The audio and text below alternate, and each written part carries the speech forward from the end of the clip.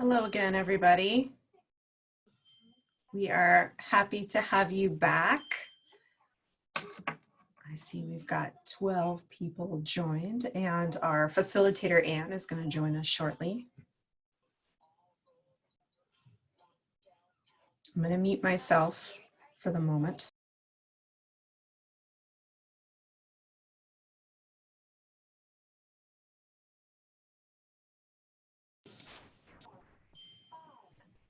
Hi, Anne. Hi.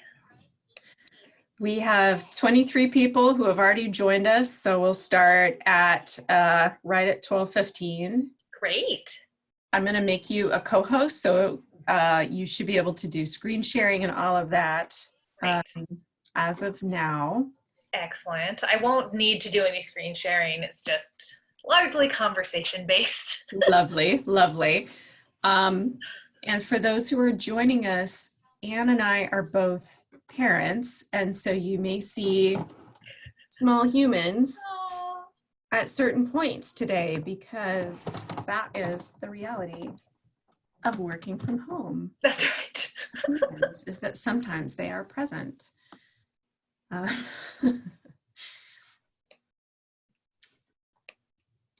see.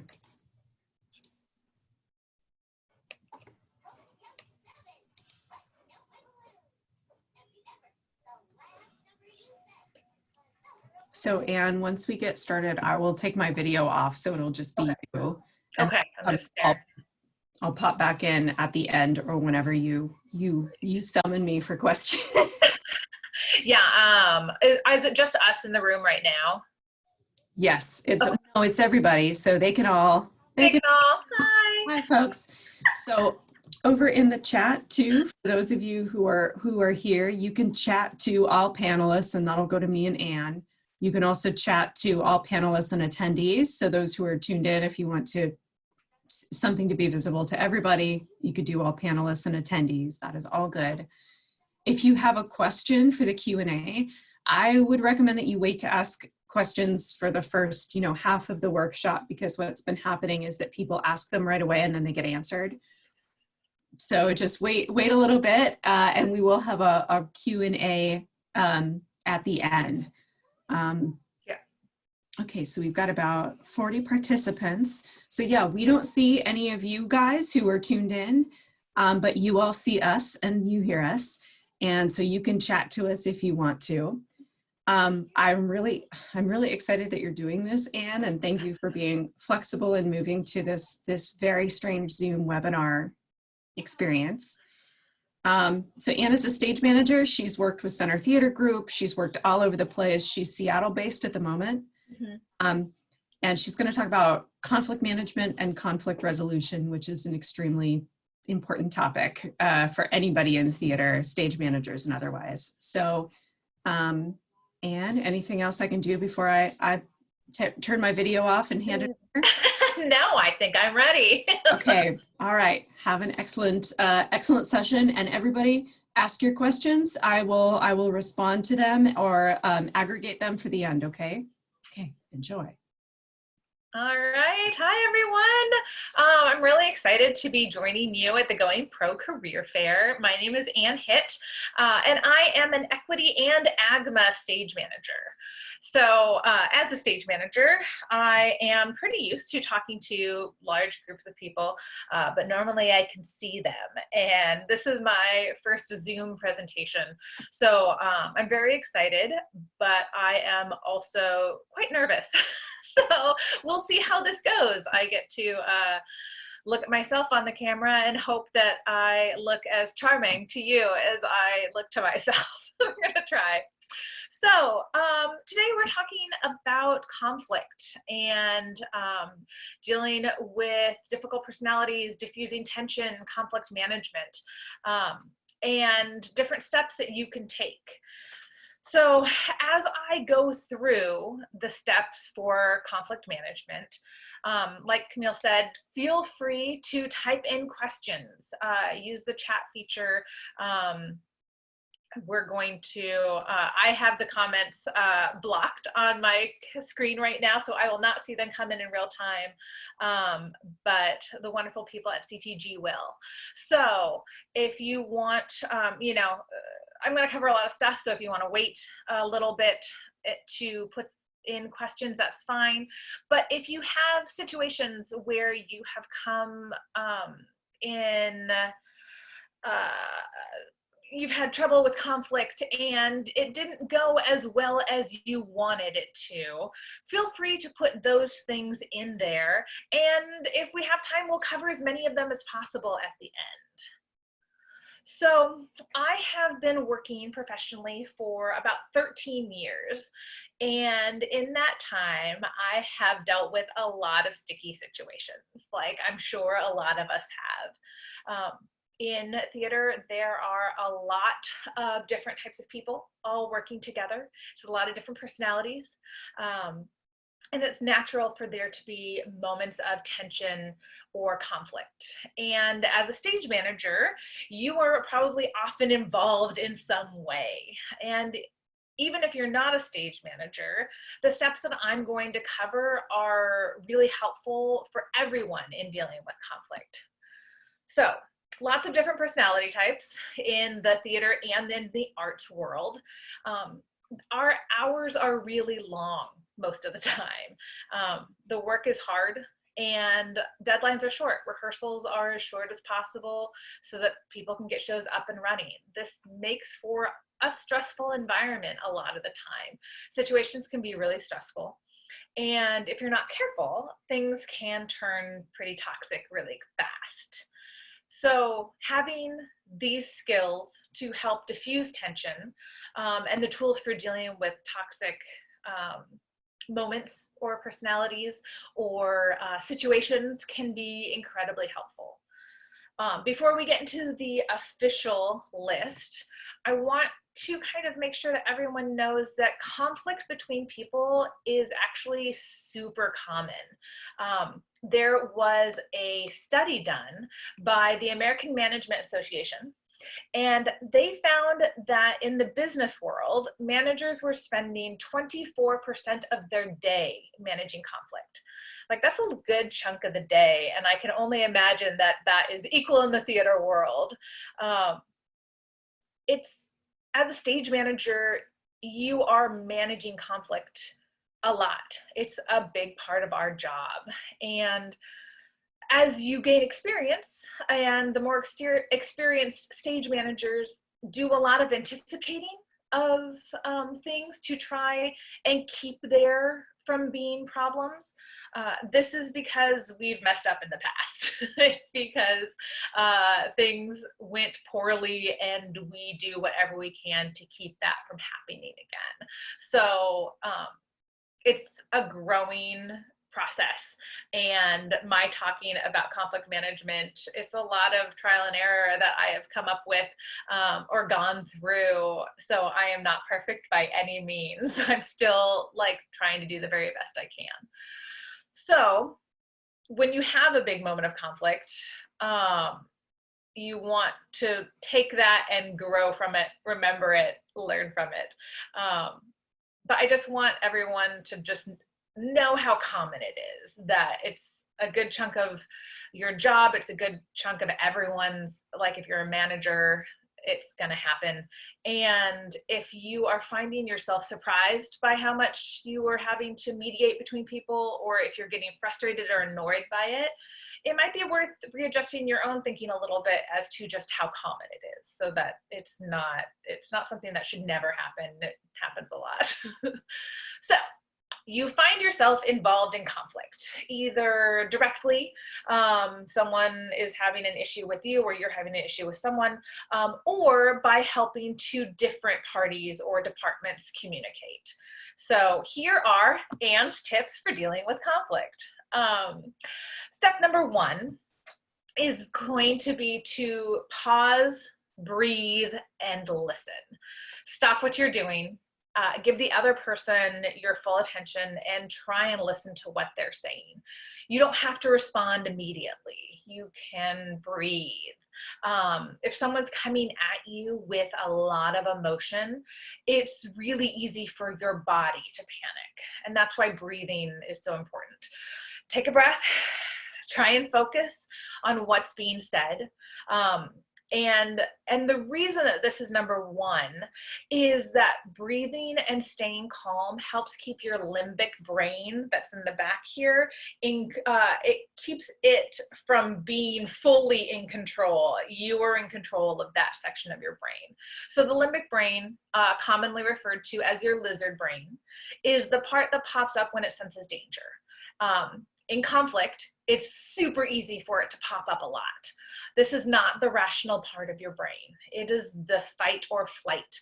So when someone is expressing a lot of emotion at you in your direction, it's the part of your brain that wants to interrupt. It wants to stop them from talking. It's the part of your brain that gets really defensive.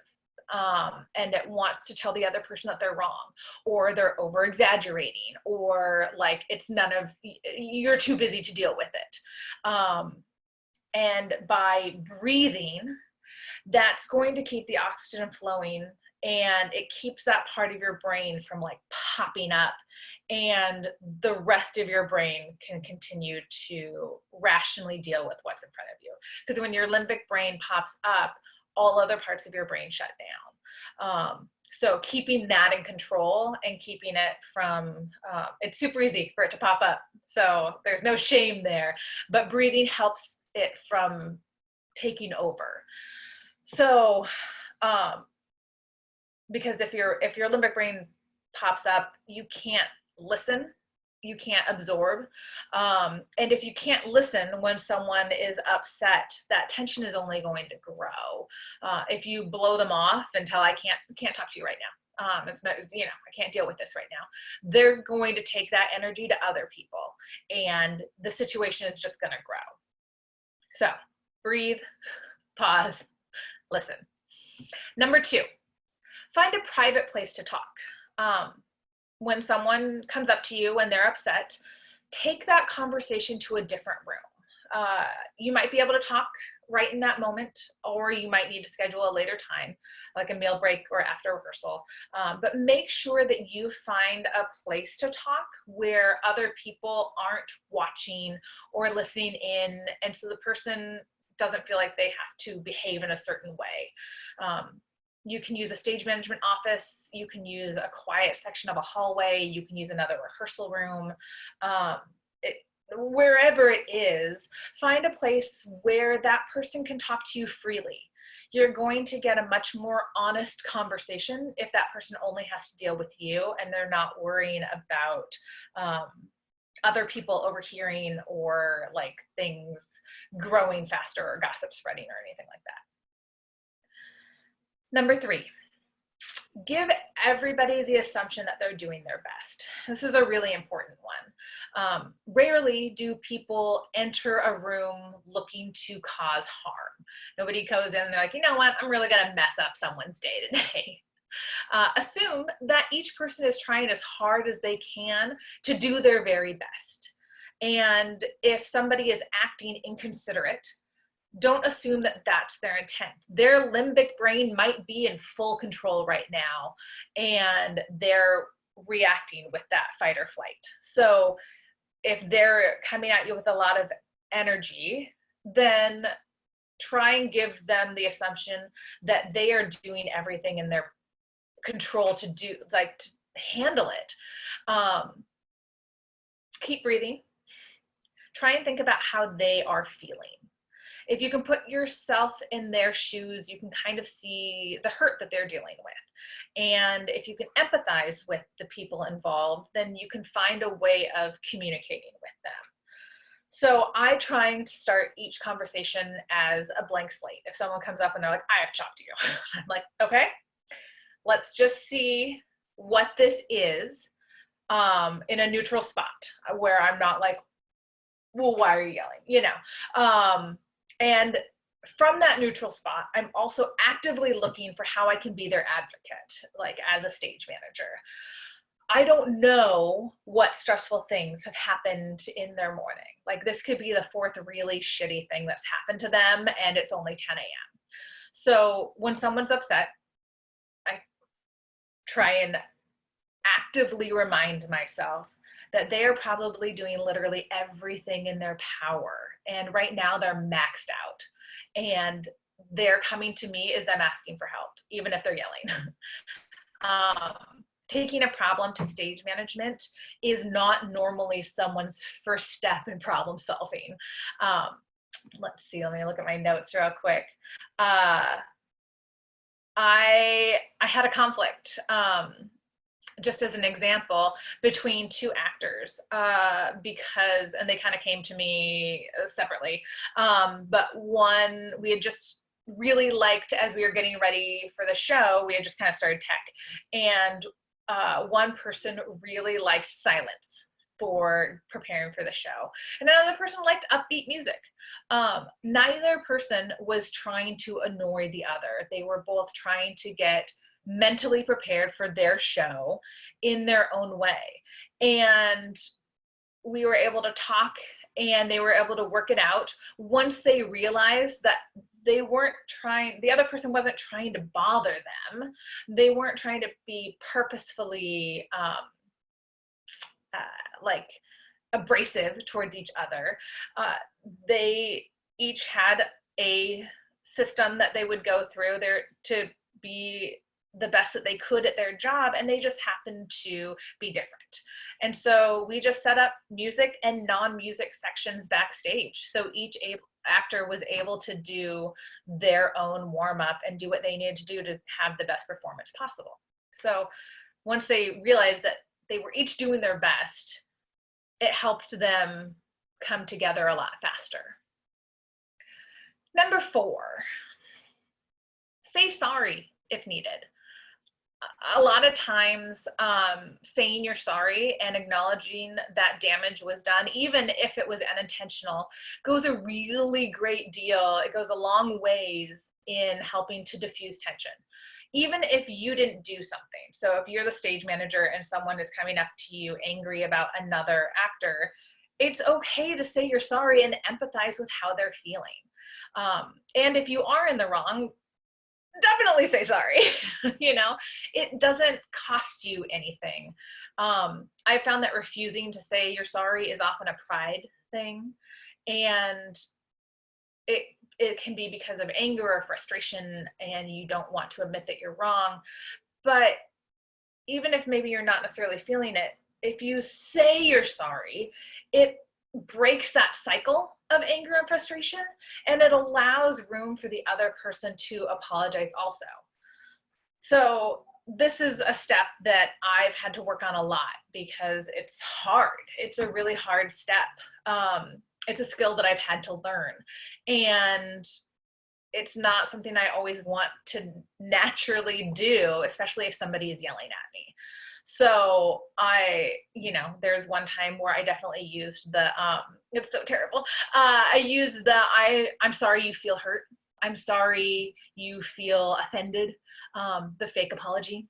And as soon as it came out of my mouth, I was like, this is icky and I hate it and I can't stop myself from doing it. I knew it wasn't real. I knew that it wasn't a real apology because my pride was hurt. I was the stage manager and I wanted to be the one in control and I wanted to be the voice of authority, and I didn't think I should have to apologize. And that was wrong. And not only did I know it wasn't real, the other person immediately, I could see on their face that they knew that it wasn't real. It was so disappointing and hurtful for them. And it damaged my relationship with that person for the rest of the run of our show. They didn't trust me. They didn't come to me because I had broken that trust. And it was a really big growing moment for me. And since then, I have not used that phrase anymore. And I found that if I'm honest about when I mess up, and a little bit more transparent about that, I met with more grace from the other person. If I go to someone and say, I am so sorry. I totally blew it. It's absolutely my fault. I'm really sorry. Then often that allows the space for them to say, you know what, I'm also really sorry. I got really mad really fast and I shouldn't have lost my cool like that. It allows for healing on both sides. I open that door for them to be able to come up and meet me halfway. We can both be people that are ready to help with the healing, as opposed to me going, it's not my fault. So say sorry if you're needed, if it's needed, and it's okay to empathize. So once you have done the first couple, you've had the conversation, you are assuming that everyone is trying their hardest, you say you're sorry. Step number 5 is coming up with a plan. Come up with a plan that each person agrees to. So whether or not that's you and the other person, or if you're the stage manager being a mediator, then the person who is bringing that problem to you, come up with a plan with them. Once you understand what the conflict is, make sure that the two of you agree about a path forward. Like, is this a problem between an actor and a director? Does the actor want you to mediate between the two parties and help reconcile, or do they just want to vent? Do they want to just have something on record? Or is this something where they're like, no, we should take it all the way to the theater and have this be an official thing? Make sure that you know what that plan is so that you can go forward together. The other part in this may be talking about how involved they want to be. Do they want you to be speaking for them? If you're going to be, bringing this up to other people and saying, well, so-and-so said this, you want to be really clear about what exactly you're saying. You don't want to put words in their mouth, because that can cause a bigger issue down the road. You want to repeat things back to them and say, so what I'm hearing is, like, when I go and talk to so-and-so, the director or someone, here's what you want me to say. Repeat that back to them. Repeating it back lets them hear their own words, and it gives them an opportunity to refine their own thoughts and make adjustments. So a quick story that I have about that is I had a conflict where I helped an actor through a conflict that was race related. She came to me as a representative of the ensemble with concerns about how the choreographer was working with them. And she was concerned that they were not being treated respectfully. And I could totally see what she was talking about. And so we talked about what the next steps would be. She had a big concern that she's like, we're already in it, there's nothing you can do. And I was like, there's absolutely something that we can do. Nothing is finalized. We're still in rehearsals. Things can change. And so we talked about how to move forward, because I was very clear with her that there is room to move forward. She doesn't have to live in this space. And we can fix it. We can address it. And so we talked about exactly how those conversations were going to go with other people. And I was really grateful that we had that, because the next day, she came up to me and she was like, so the director saw me in the hallway and said, Anne told me what happened. I'm really sorry. Let's talk about it later. And she was a little bit panicked, because she didn't know what I had said. And so she came up to me and she's like, the director just talked to me. What did you say? And I had to repeat back to her what I had told people that she said. And I was really thankful that we had already had a conversation about phrasing, so that the things that I repeated back to her are things that she had already approved, because she was the representative for a group, for the ensemble. She didn't want to be the face of this conflict. And so I had to be really careful about making sure that I wasn't putting words in her mouth or saying anything that she, that was directly attached to her, as opposed to like the group. So make sure you have a plan, make sure you both agree to the plan, and then you can go forward. The next step, step number 6, is creating a space where everyone can have their say. Once you have a plan set, there might be an opportunity for reconciliation. And part of that is making sure that everyone gets a chance to be heard. This doesn't necessarily mean that every conversation needs to happen with everybody in the same room. Not everybody feels safe being in the same room with the person they have a conflict with. But it is important to give all parties a chance to respond, to have their say and be listened to. And sometimes that can be a moment of reconciliation, but it's going to really depend on what the plan was. So as a stage manager, you may not be involved in every conversation. In the previously mentioned situation with the actor and the choreographer, I was in communication with the actor and the director, but the director was in communication with the choreographer. The choreographer was able to have his, say and process his initial response with the director. And then we were able to kind of come together and figure out a way forward. So the director, the choreographer, and I then met after that initial conversation and kind of talked about how we can move forward. So he still got his say, and then we got to keep going. I say this especially for our stage managers because you are going to be involved in a lot of conflict, but that doesn't mean you have to do this all by yourself.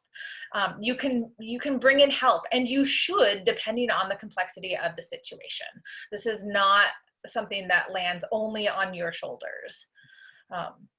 The other part of creating space for people to have their say, if you are in the room, if you do need to be that person that kind of says, hey, somebody has an issue, let's talk about it, is giving them room to work out their thoughts. It's okay for there to be silence. Not every moment needs to be filled with talking. It's okay to let people search for the words that they want to say and give them a chance to say it.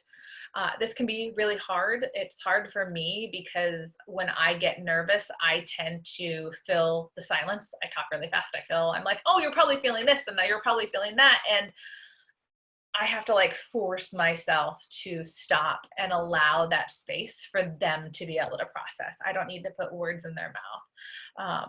And sometimes it takes a little bit for someone to go, okay, someone has a problem with me. Okay. And giving them that opportunity.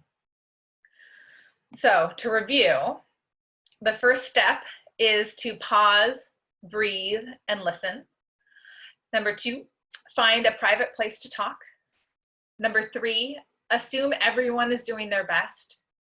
Number 4, say sorry if needed. Number 5, come up with a plan. And number 6, give everyone a chance to respond.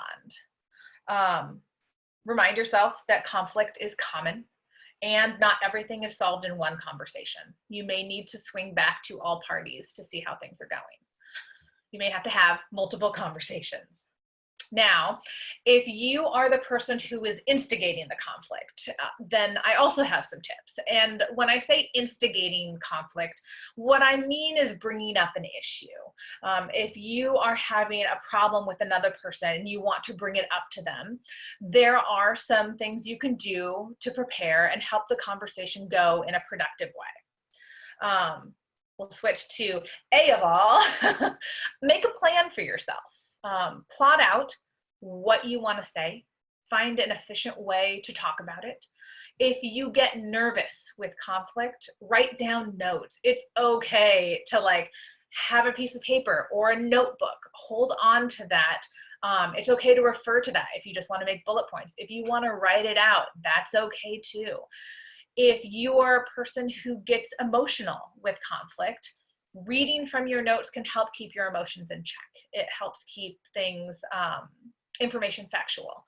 And you can write out and refine exactly what you want to say so that you don't panic in the moment. So you don't say, here's my emotional response, or forget something that was really important to you, but in the panic of the, having a hard conversation, you've forgotten it.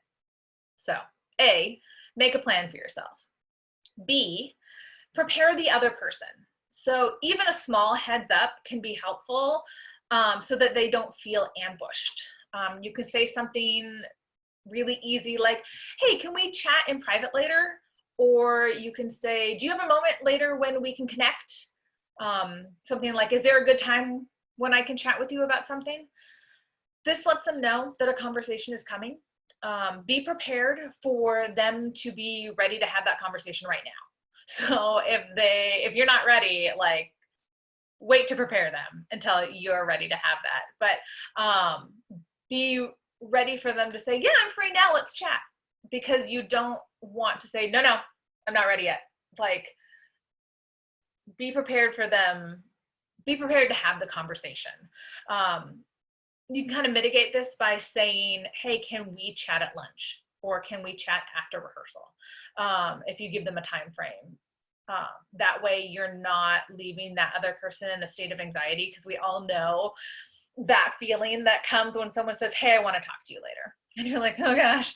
So don't leave them in that anxious space for a long time. So an example that I have is I had an actor that kind of did this. It worked out really well. But she asked if she came up to me during one of our 10-minute breaks and said, hey, can we chat at the top of lunch? And I said, do you want to chat now? And she said, no, lunch will be fine. And I was like, great, lunch is only about an hour away. So it kind of gave me an idea of, okay, it might be a longer conversation than can fit in a 10-minute break, but it's not so urgent that we need to do it right now. And I didn't have to wait a long time. She didn't say, hey, can we talk at the end of the day? I only had to wait about an hour. And it also gave me a chance to talk to my ASMs and give them a heads up that I needed to step away at the very top of lunch and that I would be using the office. They knew not that they didn't need to wait for me in order for them to go to lunch. They also knew that I'd be in that space, so not to interrupt. It was really helpful for me to know that a big conversation was coming so that I could be emotionally available to my actor. I wasn't in a flurry of getting things ready for lunch and all distracted. I knew something important was coming and I could prioritize. C, pick the right moment. This kind of ties in with the last one.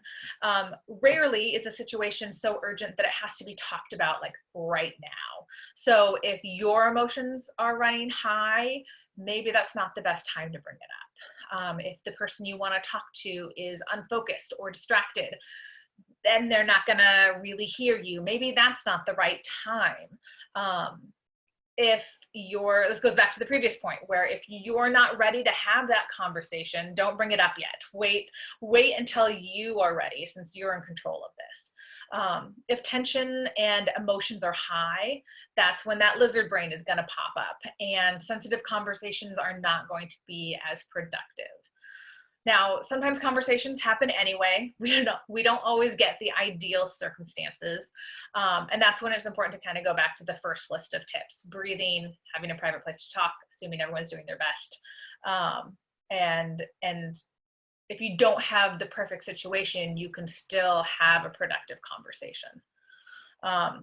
The last tip I have is tip D: use an I statement, or lots of them. Now, you've probably heard a lot about I statements, and I find them to just consistently be helpful when talking to another person about their actions. So there's I statements and you statements. And if we go back to the music warm-up situation, a you statement is, your music is too loud and I can't focus.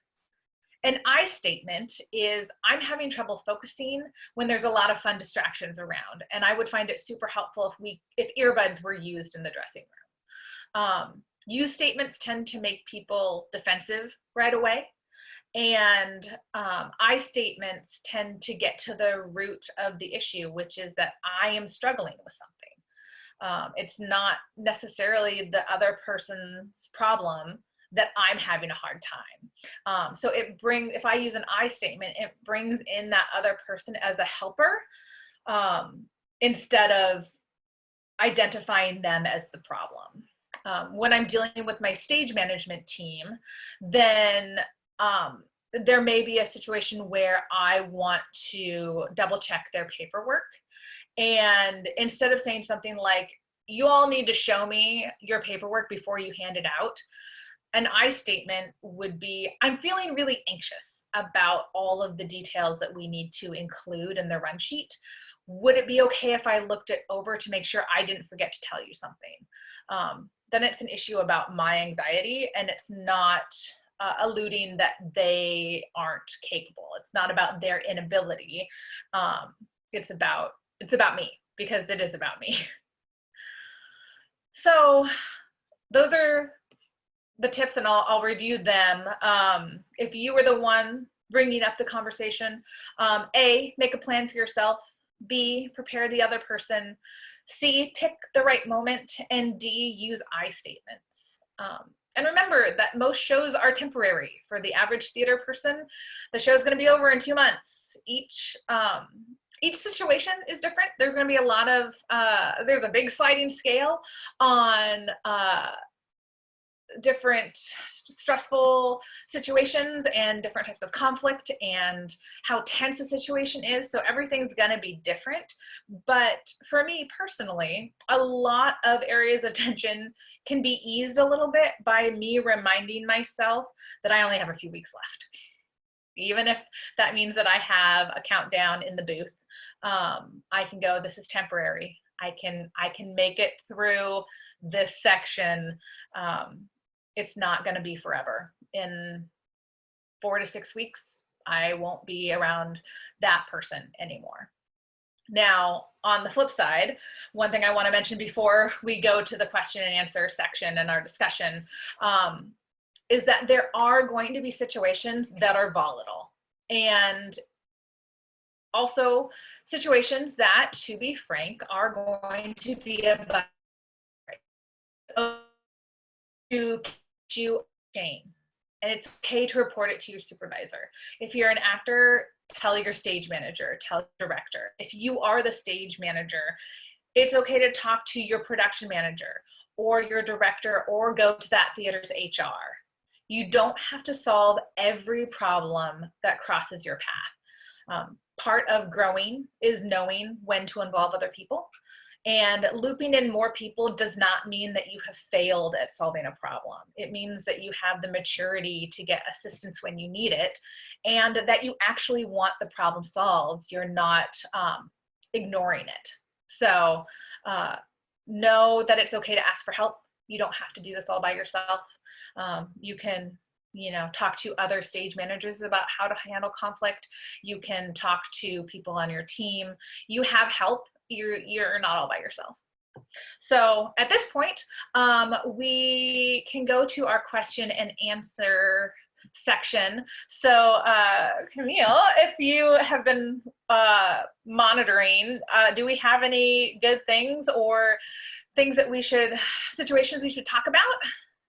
Yeah, there are a lot of great questions. There's a thread of different questions that are about a combination of self-advocacy and self-care for a stage manager, because Right. often the person who is in the center of conflict, how do you make sure that you are being cared for in a space, and how do you set up any boundaries that might be helpful for advocating for yourself? Mm-hmm. I think that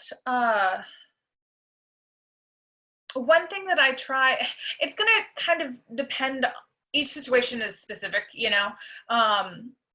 if I am trying to advocate for myself, I try and take as much of it, I try and make sure that it doesn't get too personal. I find that when even if it is affecting me personally, I try to find a phrasing where it's not an issue where I am personally, like, emotionally invested, because that is actually how I protect myself. Because if something is not handled correctly, if I'm taking it too personally, I can feel like that's an attack on me. And then I'm not in a space where I can disengage. So I kind of intentionally try and keep a little bit of distance between who I am as a person and how I feel about things and whatever the problem is in front of me. So if I'm dealing with an actor who's really upset about something, I, as a stage manager, I have found that kind of naturally I take a lot of ownership over people having a good experience. And if they are having a really bad experience, there was a time where I took that really personally. So if they're having a conflict with another actor and I can't smooth it over, I felt like I was a bad stage manager. And that's something where I've had to learn to keep a little bit of distance between what the problem is, which is between those two people. And it's not a reflection on me as a stage manager or me as a person. I try and keep my personality and my self-worth separate from whatever the issue is. And has some of that just come with practice and time? And I mean, that feels like that's a hard thing to do in any work environment, is separate your own emotions and your own kind of self-worth from the work or whatever happens to come up as a result of the work. Yeah, it actually came from a really terrible experience where I was with I had a show, and it was unfortunately filled with a lot of people who just took. And up until then, I had always been able to pour more of myself out and eventually make people happy. And I was unfortunately in a cast where they were all people who just took, and they were determined not to be happy. And they took so much out of me that it was honestly a show that almost made me quit theater, because my self-worth was just so low. And it was something that took me a while to recover from.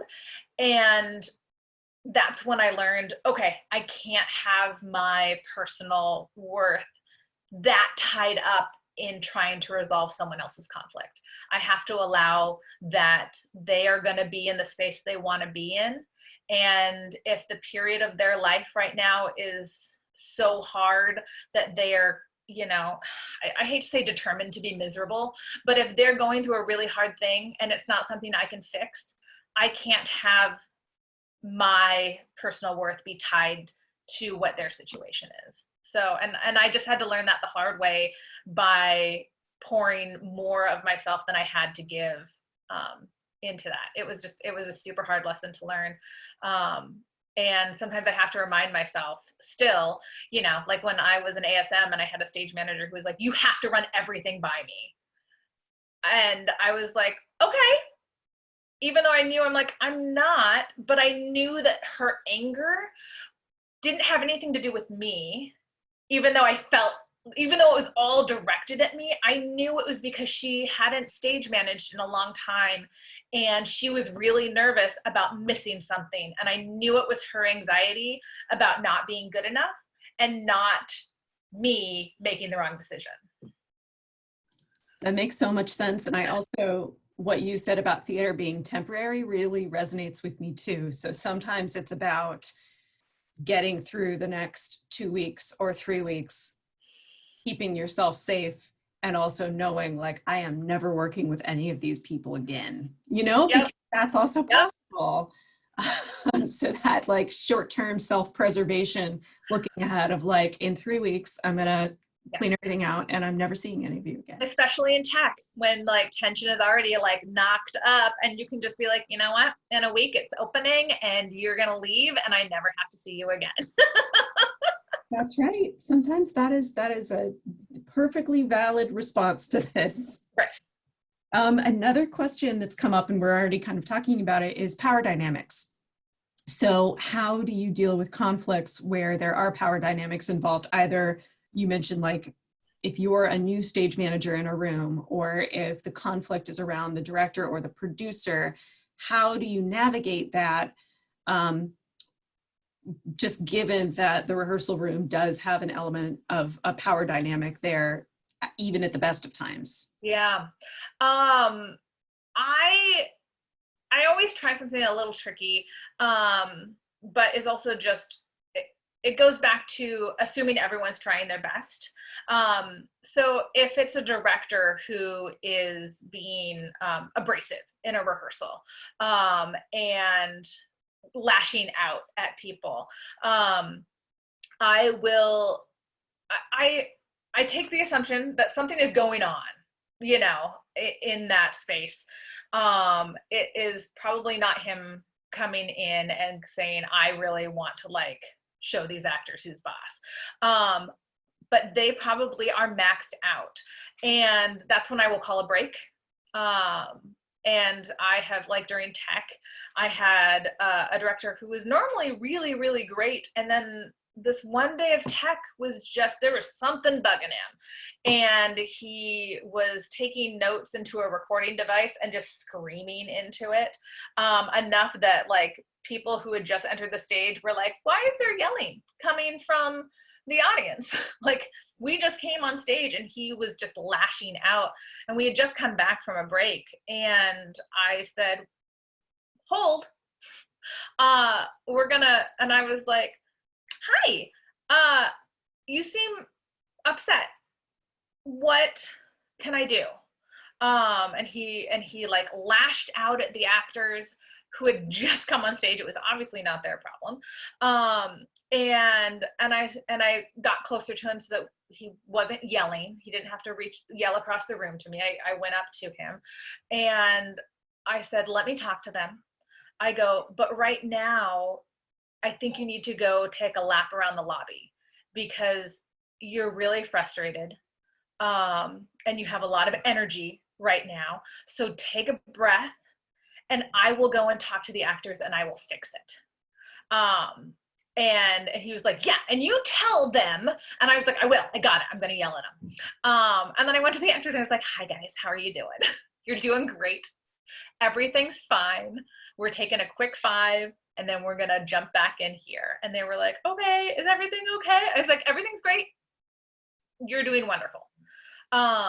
And so they knew that I was on their side, but the director also knew that I was on his side. He knew that I was, and when he came back, he had a chance to calm down.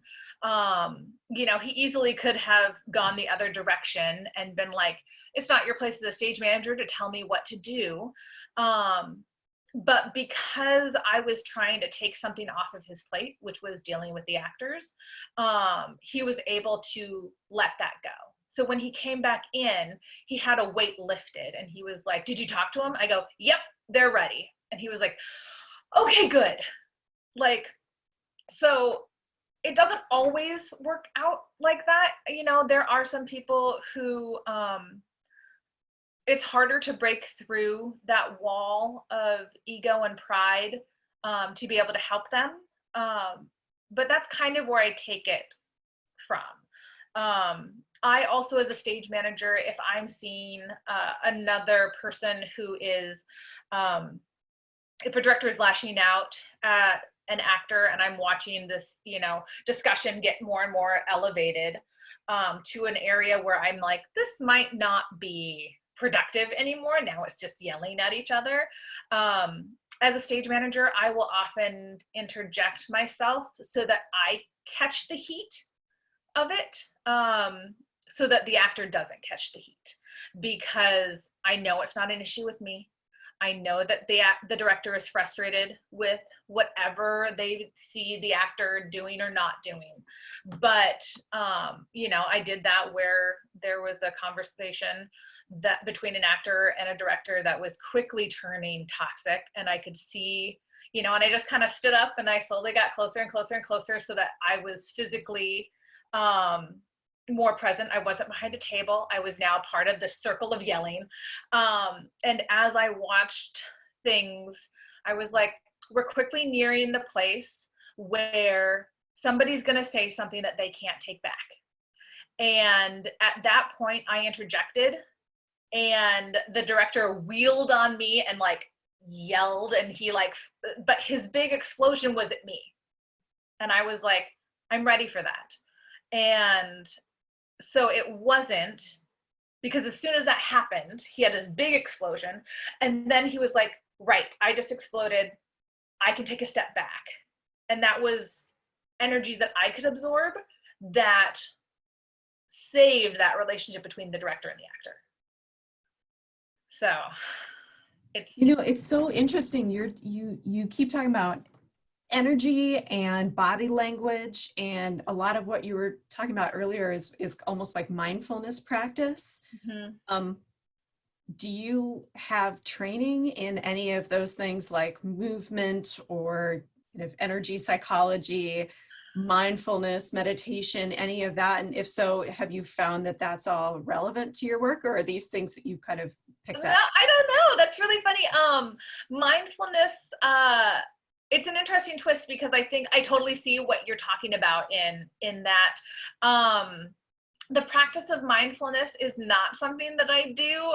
I actually have, when I do meditation or mindfulness, my body reacts in a really negative way, where my anxiety gets ratcheted up. And if I do mindfulness for too long, I'll get a panic attack. So I don't practice mindfulness, but I have such a desire for things to go well. And part of my anxiety, just as a person, I'm always trying to see where things can go, and fixing them before they happen, because I don't want things to go in a poor direction. So there is kind of, I'm always taking the temperature of the room. I'm always like trying to find out, like, if someone coming in with a different energy than they normally do, I check in with them. Are they okay?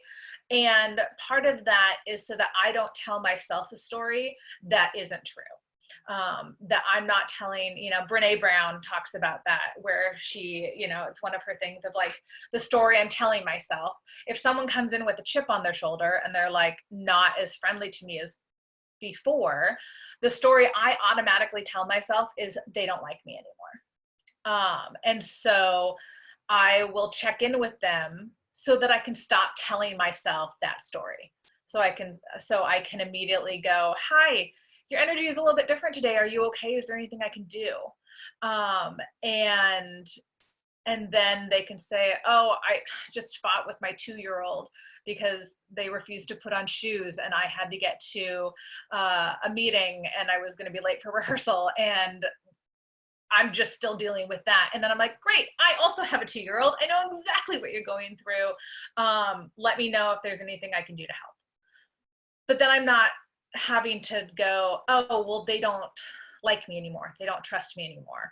Same kind of thing with the director. If I notice an energy from them, immediately I go, well, then they don't like me and they don't think I'm a good stage manager.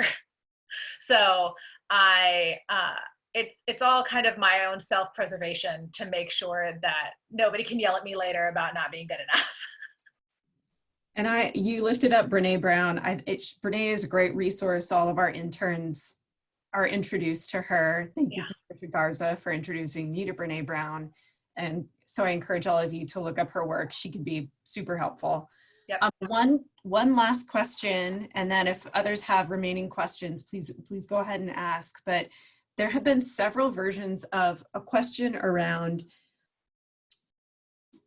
what happens when there's one party who doesn't think that there is a problem, or one party who just doesn't want to work on the problem, or when things are escalating and the art is being effective. So kind of, and you talked a little bit about thinking about when it's time to bring other people into it, but can you talk about like when things are reaching that kind of level where there is a big problem and you're not, and the things that you're trying aren't working?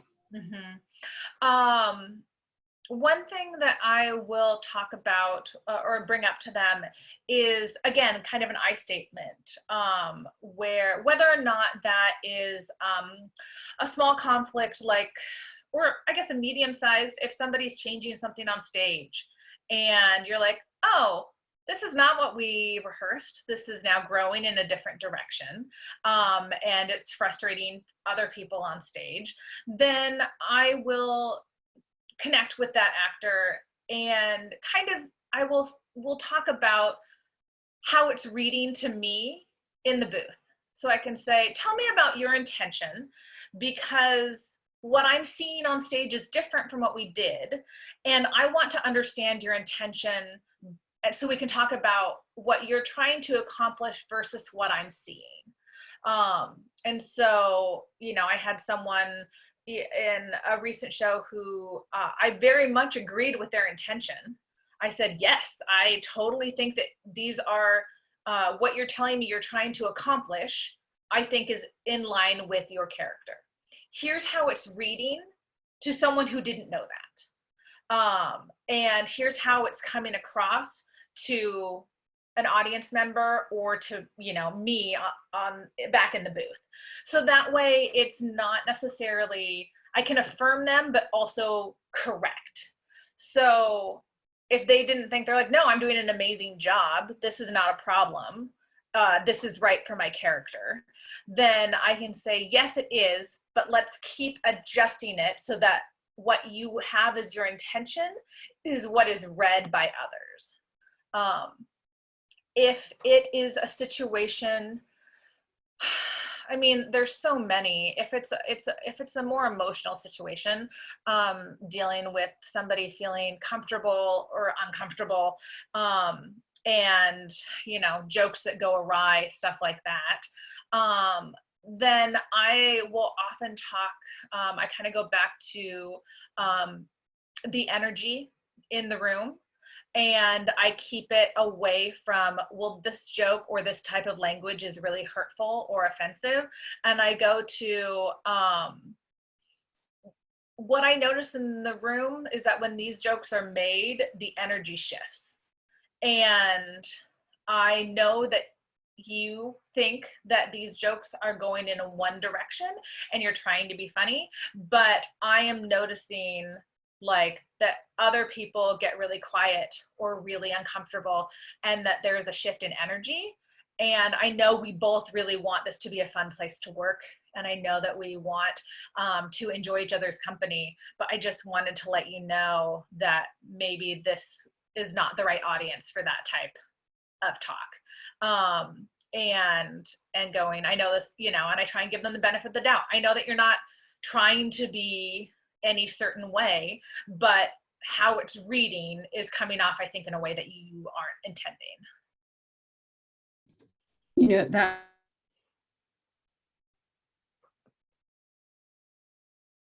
and that's such good advice for any kind of even like personal conflicts. It's just good advice.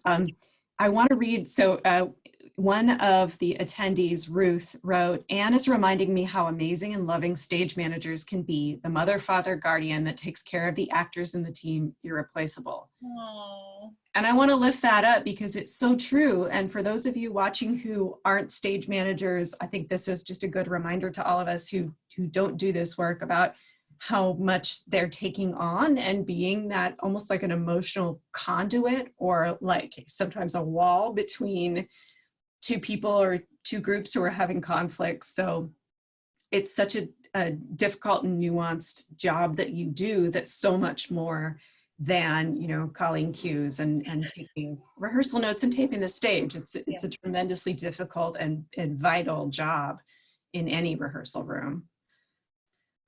I think, Anne, you've answered all of the questions that I'm seeing here. You were going to be doing a boot camp here in LA this week, I think. Yep. However, that is not happening. So, but I do want to ask you to talk about your boot camp, and if people can people go on your website and find out more about that? Yeah, so I have created, I'm the creator and founder for a company called SM Bootcamp, which is a stage management intensive. It is a 1 week, like a 5-day workshop where we do a deep dive into everything stage management. When I was starting out, I had already graduated from undergrad, and so I was out in the real world and I found stage management and I wanted to learn about it, but I didn't want to go back to school yet. I was like, I just got out of school. So I looked for this course. It didn't exist. And I just wanted to be able to go to a 1 week like seminar workshop retreat thing where I could ask all the questions about everything stage management related. So when I did go back to school and I got my master's in stage management, this was my thesis, and this is what I've created and have done a couple times. I've done several different workshops up in Seattle, and before all this COVID stuff happened, I was gonna come back to LA and share it. So I'm gonna come back to LA as soon as it's safe. And we keep it small. There's only about 10 people in there so that we can kind of have these deep conversations. It's very discussion based and conversation based. There's a lot of information from the ground up.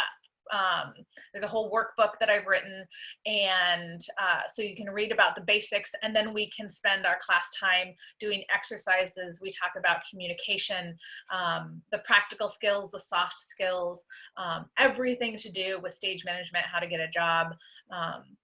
If you have any questions about really understanding what it is a stage manager does, and we've had people that are like, I'm just interested in learning more about stage management, but I'm not a stage manager. They've attended, people who have been doing this for years have come and said, I really want to learn about the latest technology or how to fix my resume. We kind of do it all. It's just a nice week-long like information. You can go to smbootcamp.com. You can read reviews, see photos, get some information. So if you want to check it out, we're gonna come back. We're about half filled right now, but there's absolutely still room. And I can't wait to come to LA. I'm really sad that I'm not there. I'm totally bummed. We will hopefully host it again at CTG. It's very affordable, and it's great. And thank you so much, Anne, for being with us. I learned a lot. It's good. Like I said, it's good information for anybody who manages people, anybody who is just in a rehearsal room. So thank you so much for sharing all of that with us. Thank you for having me. All right, we will sign off and say goodbye to Anne, and everyone will be back at 1:30 for the next workshop, which is on entrepreneurship. Bye, everybody. Thanks, everyone. Bye, Anne. Thank you. Bye.